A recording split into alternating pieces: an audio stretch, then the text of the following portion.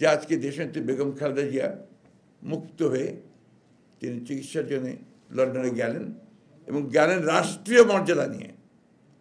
তাকে C of করেছে এবং তারা পথে পথে লক্ষ লক্ষ মানুষ তাকে সি অফ করেছে ভালোবাসা থেকে।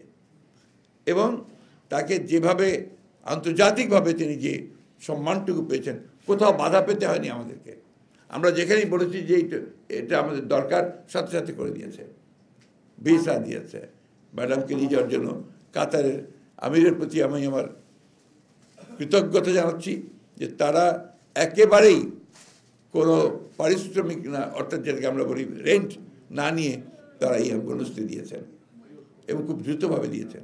আমি ধন্যবাদ জানাই ব্রিটিশ সরকারকে যে তারা সেখানে তারকে যাওয়ার ব্যাপারটা নিশ্চিত করেছেন এবং সেখানে আমাদের যারা আছেন, আমাদের ভারপ্রাপ্ত চেয়ারম্যান তারেক রহমান সাহেব সহ, তারা সেখানে তার চিকিৎসার ব্যবস্থা শুরু করেছেন।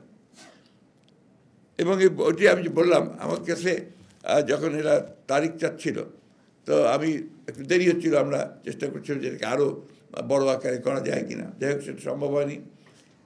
তো তারিখটা ঠিক হলো এমন দিনে যে তারিখে তার একদিন আগে গতকাল ম্যাডাম লন্ডনে গিয়ে পৌঁছেছেন তার চিকিৎসার জন্য মুক্ত অবস্থায়।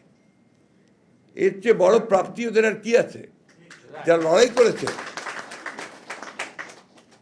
যে মহিষী নেত্রীর জন্যে তারা জেলে গেছে, গুম হয়েছে, পায়ের নখ তুলে নিয়েছে, অত্যাচার করেছে, একজন এখন সুস্থ হয়নি, আরেকজন হাসপাতালে পড়ে আছে তার স্ট্রোক করে। তারা এইটুকু তো পেয়েছে তাদের লড়াইয়ে। দেশনেত্রী বেগম খালেদা জিয়া এখন মুক্ত, তিনি চিকিৎসার জন্য বিদেশে যেতে পেরেছেন।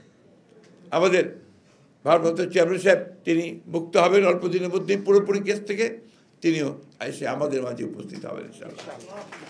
আমাদের যে ত্যাগ, আমাদের জনগণের, আমাদের ছাত্রদের, আমাদের যুবকদের, আমাদের স্বেচ্ছাসেবকদের, আমাদের মহিলাদের, এটা কোনো মতেই বৃথা যাবে না, বৃথা যায়নি।